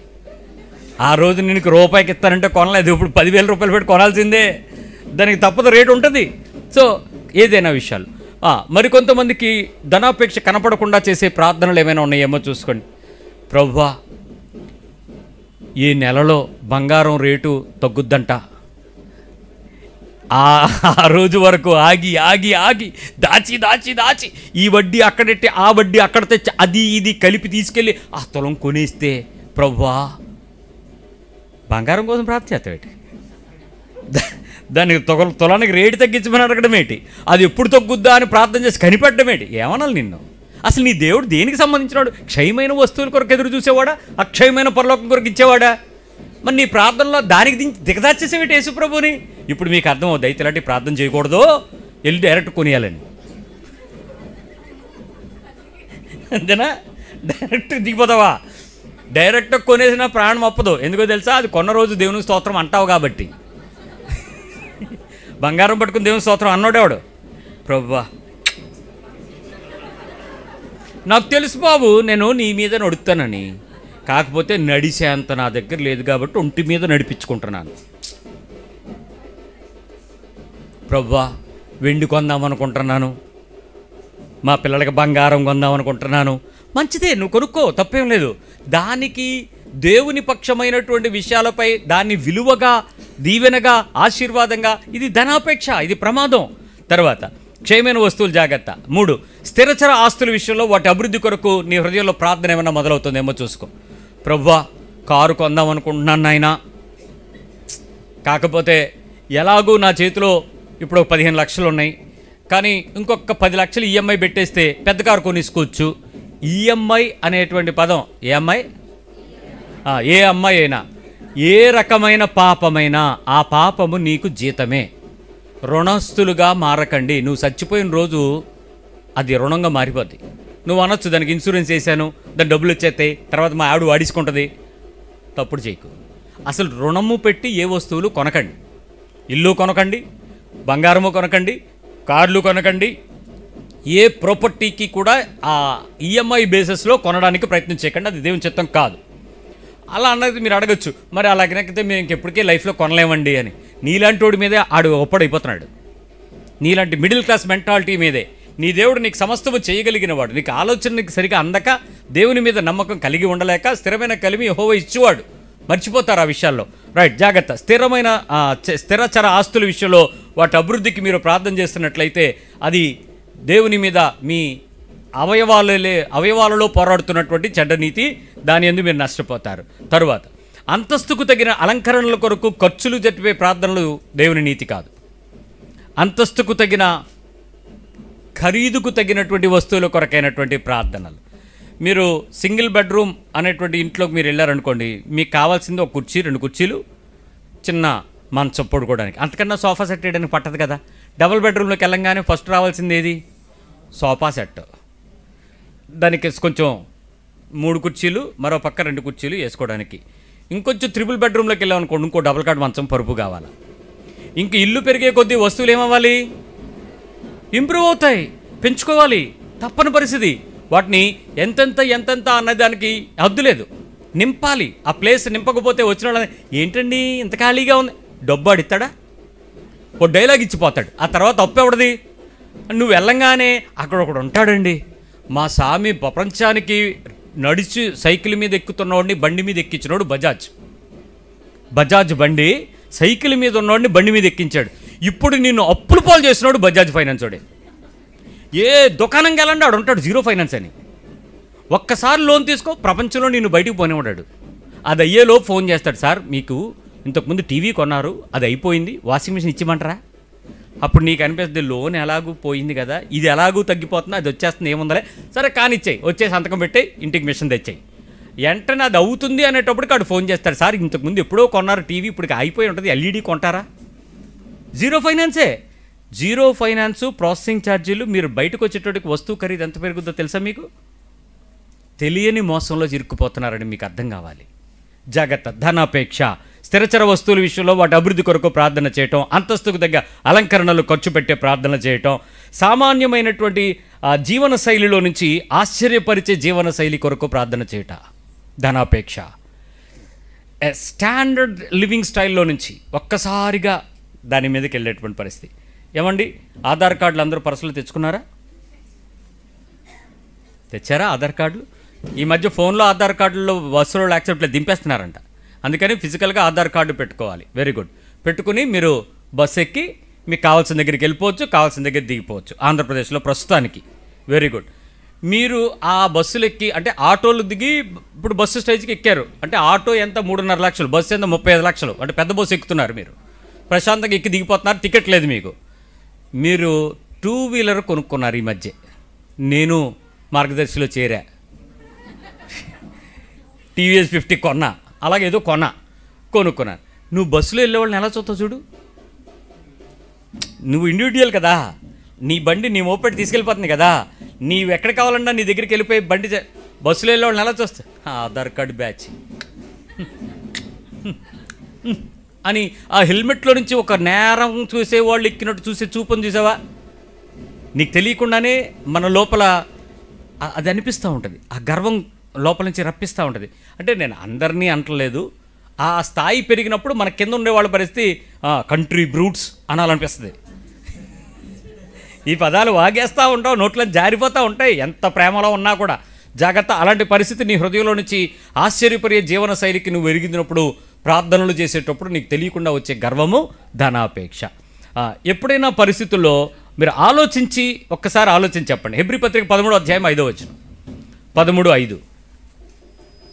Hebrews 13:5. ధనాపేక్ష లేనివారై మీకు కలిగిన వాటితో తృప్తి పొంది ఉండుడి. మీకు కలిగి ఉన్న వాటితో తృప్తి పొంది ఉండుడి. మీ పక్క వాళ్ళకి చెప్పండి, ధనాపేక్ష ఉండకూడదంట. ఏది ఉంటే దాంతో తృప్తిగా ఉండాలంట, హ్యాపీగా ఉండాలంట, పీస్ఫుల్గా ఉండాలంట, బుర్ర తినకుండా ఉండాలంట, ఎక్కువ ఎక్స్ట్రా ప్రార్థన చేయకూడదంట.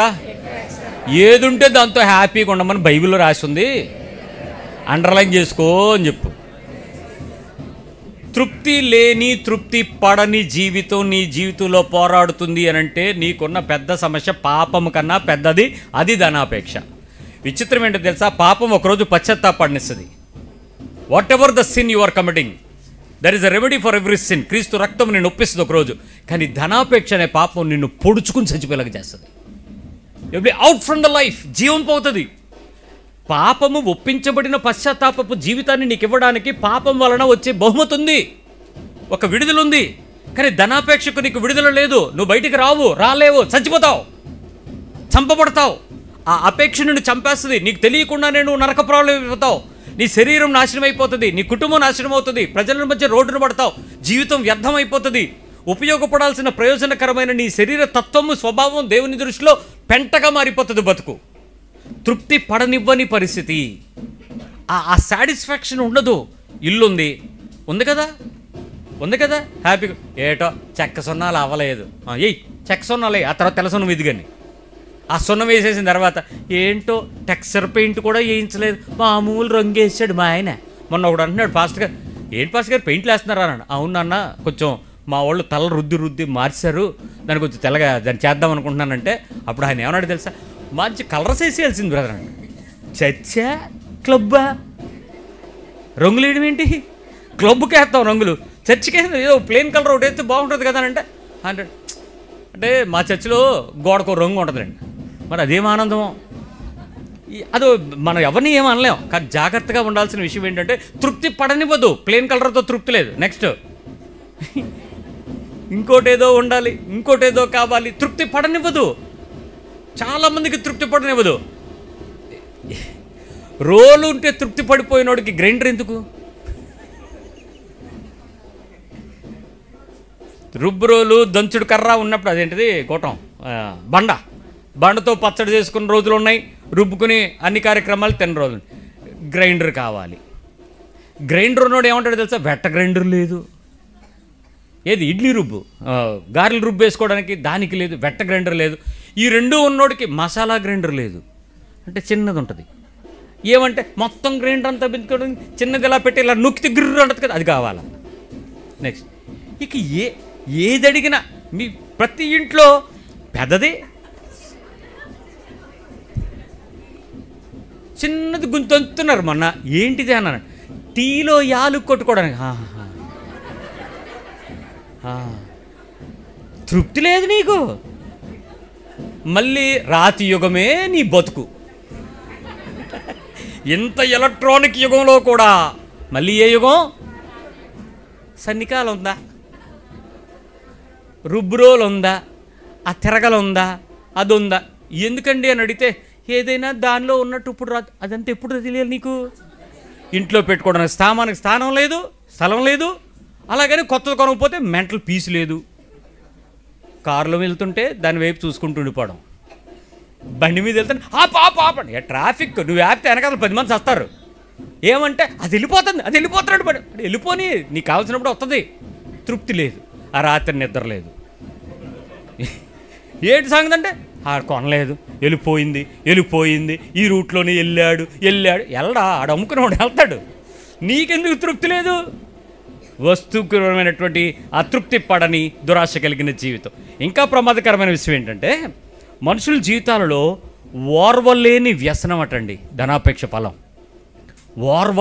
ఓర్చుకోలేని వ్యసనం. మామూలు ఫ్రిడ్జ్ ప్రమాదం ఏం కాదు. ఒక డోర్ తీయగానే పైనేమో డీ ఫ్రిడ్జ్ ఉంటుంది, కిందనేమో మామూలుగా ఒక 5-6 డోర్కి ఏమో వాటర్ బాటిల్స్ ఇవన్నీ ఉంటాయి. ఆడెవడో వచ్చి పైన ఒక డోరు కింద ఒక డోర్ పెట్టాడు. దాన్ని ఏమంటారు, double door fridge. Double door. Haier అనే కంపెనీ వాడు వచ్చి 3 డోర్లు పెట్టాడు. ఎందుకమ్మా నువ్వు పైకి ఎక్కి తీసుకోవడం, కిందనే పెడతాను డీ ఫ్రిడ్జ్ అన్నాడు కింద. ఇప్పుడు అందరికీ బాధ ఏంటో తెలుసా, పక్క పక్కన బీరువాళ్ళు, ఇటో డోరు, ఇదంతా డీపు, ఇదంతా పచ్చి పదార్థాలు. నువ్వు అంత చల్లగా ఉన్నావా? నీ ఫ్రిడ్జ్ ఎంత ఉంది, అంత చల్లగా ఉన్నావా? వేడెక్కిపోతున్నావు రోజు, సాటిస్ఫాక్షన్ లేదు. ఫ్రిడ్జ్లోనేమో ఎన్ని పదార్థాలు ఉన్నాయో, హ్యాపీగా ఏమీ లేకుండా ఈ రోజంతా ఫ్రిడ్జ్ ఖాళీ చేస్తే 4 రోజులు సరిపడే సామాను ఉంటాయి ఇంట్లో. కానీ ఏమి లేదు వండుకోవడానికి అంటది. అన్నమే తల్లి నీకు, ఏమీ లేవా వండడానికి. ఎందుకు మరి నీకు ఫ్రిడ్జ్ అంతా? దాని నిండా నింపేస్తావు. దానిలో విత్తనాలు ఉంటాయి, దానిలో పచ్చళ్ళు ఉంటాయి, దానిలో పొళ్ళు ఉంటాయి, దానిలో చింతపండు ఉంటుంది. లేనిదేంటి, డిపార్ట్మెంటల్ షాపే. మీ అపార్ట్మెంట్ అందరికీ 1 రోజులు సప్లై చేసి బ్రహ్మాండంగా. దాని నుంచి తృప్తి లేదు, ఏడుపు తగ్గదు, సహనం లేదు, పంచవు, పైగా రాలేదని ఏడుపు, అదేదో రాలేదని వారవలేనితనం. వాళ్ళ ఇంట్లో చూడు ఎంత పెద్ద ఉందో. ఏంటి బాధ? ధనాపేక్ష, ఓర్వలేనితనం. వాళ్ళు కొనిసారా, మీకు దేవుడు ఇచ్చేస్తాడులేండి. వాళ్ళకి దేవుడు ఇస్తే నీకెందుకు ఏడుపు? నాకు ఇవ్వలేదు. ఆడేదో కింద మీద పడ్డాడో, కష్టపడ్డాడో, అప్పులు అయ్యాడో, ఏదో పాపం చేశాడో, ఏదో పరిశుద్ధ బతికాడో, ఏదో దేవుడు ఇచ్చాడు. నీకెందుకు లేనితనాన్ని చూసి ఓర్వలేవు? ధనాపేక్ష. ఇది ఒప్పుకోలేకపోయిన సత్యం ప్రియులరా, ప్రార్థనలు ఎక్కువైపోతున్నాయి. విపరీతమైన ప్రార్థనలు చేసేస్తే నీ జీవితంలో ఇది ధనాపేక్ష లేని తృప్తి కనుక రాకపోతే ఎంతో ప్రమాదం అని చెప్తుంది ఈ మోసం. జాగ్రత్త. మరొక విషయం, స్వీయ వేదన. ఒకసారి ఆ పదం బాగుంది చూడండి. స్వీయ వేదన అంటే ఏంటి? సొంతంగా వేదన పడిపోవడం అంటే ఏంటంటే విపరీతమైనటువంటి స్వీయ వేదన, అధికారిక నిందారోపణ చేసుకోవడం. నా దరిద్రం, నా రాత, అది రాత, నా రాత, ఆ ఆదాముగాడు ఉన్నాడు, ఇంతే మా బతుకులు, ఎప్పుడు చూసినా ఇంతే, మేము ఎలాగ ఉండడమే, మాకేమీ రాదు, మాకేమీ కలిసి రాదు, వాళ్ళందరికీ ఇచ్చేస్తాడు దేవుడు. అదేటో స్వీయ నింద, స్వీయ అపరాధ భావం, విపరీతంగా మనిషి నిందించుకొని స్వీయ వేదన తెచ్చుకోవటం. విపరీతమైన వేదన, తెలియని దుఃఖం, తెలియని బాధ. మొన్న ప్రార్థన చేయమని ప్రదేశంలోకి వెళ్తే ఇల్లు ప్రతిష్ఠ చేస్తున్నారు. నేను అన్నాను ప్రార్థన చేద్దామని చెప్పేసి నేను ఒక ఆయన పిలిచి, బ్రదరు ప్రార్థన చేయండి అని అంటే, పాస్టర్ గారు మీరు చేసుకోండి అన్నాడు. నేను అంత కోపంగా అన్నాడా, అంత సీరియస్గా మీరు చేసుకోండి అంటాడా? అలా అంటాడు అనుకోలేదు, నేను అనుకోలేదు. అయితే విషయం ఏంటంటే మెట్లు ఎక్కేంత వరకు బాగానే ఉన్నాడు మైండ్. మెట్లు ఎక్కిన తర్వాత మైండ్ మారిపోయాయి. అంటే ఆ బెడ్రూమ్లు, ఆ స్ట్రక్చరు అదంతా చూడంగానే మనిషికి లోపల గుండెకే పట్టేసింది. పట్టేసి మీరు ప్రార్థన అంటే రావట్లేదంట మాట, అందుకని మీరు చేసుకోండి అన్నాడు. ఒకసారి కళ్ళు తెరిచి చూశాను. చూసేటోడికి ఇంకా కళ్ళు చింతనుప్పులాగా బగ్గలు ఆడిపోతున్నాయి. రక్తం చిమ్మిసింది, కళ్ళలో చిమ్మిసింది, బొగ్గలు ఎర్రగైపోయాయి, చెవులు రెడ్డగా అయిపోయి, ఎంటుకలు లెగిసిపోతున్నాయి. ఇంకా ఐస్ వాటర్ ఇవ్వండి అడిగి ప్రార్థన చేశాను. కిందకు వచ్చేటోడు భుజం మీద చేశాను, వేడిగా ఉంది, షర్ట్ మీద నుంచి వేడిగా ఉంది, ఎండ కాదు ఒళ్ళు చాలా వేడిగా ఉంది. అప్పుడు అర్థమైంది ఆడి పాపాన్ని దేవుడు కూడా తీయలేడు. ఎవరైనా సంపాదించుకుంటే, ఎవరైనా కలిగి ఉంటే, ఎవరైనా అనుభవిస్తే చూసి ఓర్వలేని నీ కళ్ళు నీ వ్యక్తిగత ధనాపేక్ష యొక్క నాశనానికి నువ్వు ఎంచుకుంటున్న స్వీయ వేదన. ఎవడు తీర్చుతాడండి నీ వేదన? ఎవడు తగ్గించగలడు చెప్పండి? మీ ఆయన చేయడు, మీ అమ్మ నాన్న అసలు తయారవు, పరలోకం నుంచి ముద్దలు ఏమైనా పడతాయా? పడతాయి ఒకరోజు. ఆ దానికి నాశనం అవ్వకుండా కాపాడుకో చాలు. అక్కడ ఇంకొక మాట చెప్తాను, మీలో చాలామందికి పిసినారితనము మరియు దోబరా చేసే ఖర్చు కూడా పాపమే. ధనాపేక్షలో 2 భాగాలు, అందుకే లోభత్వము మరియు ధనాపేక్ష 2 కలిపి చెప్తాడు.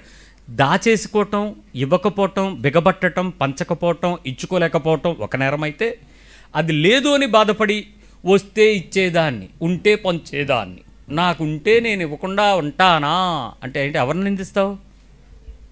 దేవుడు ఇవ్వలేదని దేవుడి మీద. ఈ 2 నిందారోపణలు మంచివి కావు. ఒక్క విషయం చూడండి, లోకాసువార్త 12:15 Luke 12:15. మరియు ఆయన వారితో, మీరు ఏ విధమైన లోభమునకు ఎడమియ్యక, ఏ విధమైన దురాశ కలిగించే లాభానికి లోభానికి ఎడమివ్వక జాగ్రత్త పడుడి. ఒకని కలిమి విస్తరించుట, ఇది అండర్లైన్. ఒకని దగ్గర ఉన్నటువంటి డబ్బులు విస్తరించటం, కలిమి విస్తరించటం వాని జీవమునకు మూలము కాదు అని. వాని జీవమునకు మూలము కాదు. నీ ఇంట్లో ఏది పెరిగినా, నీ స్థితి పెరిగిన, స్థాయి పెరిగిన, ఉద్యోగం పెరిగిన, ఆదాయం పెరిగిన, రాబడి పెరిగిన, వచ్చుబడి పెరిగిన, పొలములు పెరిగిన, స్థలములు పెరిగిన, ఇంటి చుట్టూ ఆస్తులు పెరిగిన, బంగారం పెరిగిన, వెండి పెరిగిన, కలిమి విస్తరించుట ది జీవమునకు మూలము కాదు. లైఫ్ ప్రమాణం పెరగచ్చేమో కానీ క్రీస్తులో ఉండే లైఫ్కి మాత్రం ధనవంతుడు దేవుని రాజ్యంలోకి వెళ్ళడనే భయం, జాగ్రత్త. ఇది జీవమునకు మూలం కాదు. అవన్నీ కలిగి ఉండనివ్వండి. అవేవి నీ ప్రాణాన్ని రక్షించవు కదా, నీ ప్రాణానికి కాపాడు కదా. కాబట్టి ఆ టైంలో దానికి అన్నీ ఉండి తృప్తిగా ఉండి ఏమీ లేనట్లుగా బతకండి అంతే. సో అది నాకు లేదు అనే భావం కానీ, అయ్యో నాకు ఇవ్వలేదనే బాధ కానీ, నాకు రావాలనే కోరిక కానీ, నాకు ఇవ్వు ప్రభు అనే ఆశ కానీ, వాళ్ళకుంది ఎప్పటికైనా మనకనేటువంటి కోరిక కానీ మీ హృదయంలో లేకుండా చూసుకోండి. జాగ్రత్త పడాల్సిన విషయం ఏంటో తెలుసా? మీ లైఫ్లో మీరు అనుభవించలేనివి మీ పిల్లల ద్వారా మీరు అనుభవించాలనే కోరిక, మీరు పాపము చేసి దేవుని తీర్పును తప్పించుకోలేని పాపంలోకి వస్తారు. ఈ మాట చాలా జాగ్రత్తగా వినండి. మీరు చెయ్యని పనులు మీరు అనుభవించలేరు. రే, మన లైఫ్ ఇలాగే అయిపోయింది, నువ్వు ఎప్పటికైనా నువ్వు ఎలాగైనా సంపాదించాలా, నువ్వు పెద్దోడు అయిపో, ర్యాకెట్ వేసుకుని చంద్రమండలం మీదకి వెళ్ళిపో, అక్కడి నుంచి మట్టి తెచ్చి భూమి మీద అమ్మేసి ఈ ఇళ్ళని కొనే, ఇలాంటి పిచ్చి పిచ్చి వాగుడు వాగి నీ పిల్లల్ని ధనాపేక్షలు చేయకండి. చాలామంది తల్లిదండ్రులకి ఇదే ఉంది. మనం ఎలాగో అయిపోయాం మన బతుకుల్లో, పిల్లలు సంపాదించి మనల్ని ఏం చేయాలి? మేడగట్టియాల. ఒరే ఆడు ఎప్పుడు రా నీ ఇల్లు అని అడిగాడు, మొత్తం ఆడి స్థలమా ఆడి అపార్ట్మెంట్ ఎలాగైనా కొనియాలి, నువ్వు అమెరికా వెళ్ళి వచ్చి అంటాడు. వెళ్ళొచ్చేస్తే ఏమవుద్ది? ఏదో తెచ్చేస్తాడు, కొనేస్తాడు, దాని మీద బోర్డు విల్లా మీద ఇవి పేరు పెట్టేద్దాం, రేపు పైన కుర్చీ చేసుకుని కూర్చుంటుంది, ఏదో అనుకుంటుంది. ఎప్పుడు అనుకోవద్దు. నీ పిల్లల చేత పాపం చేయకుండా ఉండాలంటే నువ్వు సంతోషం కలిగిన, తృప్తి కలిగిన జీవితం కలిగి ఉండడానికి నువ్వు ప్రయత్నించి. ఎప్పుడూ కూడా ధనాపేక్ష సమస్య కీళ్లకు మూలము. కాబట్టి జాగ్రత్త. ఈ ధనాపేక్షతో కూడిన ఏ ప్రార్థన అయినా డబ్బుతో రిలేటెడ్గా, పదవితో రిలేటెడ్గా, ఘనతతో రిలేటెడ్గా, ఆశతో రిలేటెడ్గా, విలువతో రిలేటెడ్గా ఏది నీ హృదయంలో ప్రార్థనకు మారుతూ ఉందా, వెంటనే నువ్వు దేవునితో చెప్పాలి, ప్రభువా ఈ ఆశలో, ఈ లోభంలో నన్ను పడనివ్వకుండా చేయి, నా హార్ట్ మోసం చేస్తుంది, నన్ను తప్పించు, ఈ బలహీనతల నుంచి నన్ను రక్షించు. ఈ రకమైన ప్రార్థన కాదు, నువ్వే విలువైన వాడువుగా నాకు దొరికావు, నీ విలువ కన్నా ఈ లోకంలో ఏది నాకు అక్కర్లేదు, ఏది నాకు సంపాదించుకున్న దానికన్నా నువ్వుంటే చాలు ప్రభువా అనే హృదయాన్ని మీ మనసుకి ఎప్పుడు కూడా పెంచుకోవడానికి ప్రయత్నించేయండి. ఆఖరిగా డబ్బు విపరీతంగా నీకు ఏదైనా కృపను బట్టి, ఉద్యోగాన్ని బట్టి, వ్యాపారాన్ని బట్టి, వ్యవహారాన్ని బట్టి సంపాదించుకున్నావు అనుకోండి, నీ మనసు నిన్ను ఒక మాట చెప్పుద్ది. ఏమంటో తెలుసా? ప్రభువా దేవునికి స్తోత్రం, ఇంత కష్టానికి తగ్గ మంచి ప్రతిఫలం నువ్వు ఇచ్చావు నాయనా, నీకు స్తోత్రాలు, దశభాగ్యం నీకు ఇచ్చేస్తాను అన్నావా? నువ్వు ధనాపేక్ష కలిగిన ప్రార్థన చేస్తున్నావు అని అర్థం. మీరు అనొచ్చు అదేంటి కృతజ్ఞతలు చెల్లించడం కదా? కాదు. నువ్వు కష్టపడిన దానికి దేవుడు నాకు ఎంత ప్రతిఫలం ఇచ్చాడు, దానిలోంచి దేవునికి ఇంత భాగం ఇస్తానని చెప్పే కృతజ్ఞత వెనకాతలా బ్యాక్ ఎండ్లో ఏముంది? నీ మనసు, నీ హృదయం ఏం కోరింది? ఇంత నాకు వచ్చింది, ఇంత నాకు వచ్చి ఇచ్చావు, నీది నీకు ఇస్తాను అంటే నీ సంపాదనలో ఆయనకు వాటా ఇస్తావా? ఆయన నిన్ను పోషిస్తున్నాడని నమ్ముతావా? తేడా ఉంది, చూసుకో. ఎప్పుడైతే నీ సంపాదనలో వాటాగా ఆయన్ని చూసావా, నేనే ఆయన కృప అని నువ్వు అనుకున్నావో, రెండింటికి తేడా ఉంది. ఏ ధనాపేక్షకు ఎడమివ్వద్దు, ఏ సంపాదనకు లోపలికి ఆశ కలిగించేటట్లు హృదయాన్ని ప్రేరేపించనివ్వద్దు. ఇది చాలా పెద్ద పాపం, సున్నితమైన పాపం. తెలియకుండా అసలు నీ భూమి మీద జీవితాన్ని కోల్పోవడం వల్ల ఉపయోగపడుతుంది. జాగ్రత్త. ప్రార్థన చేద్దాం.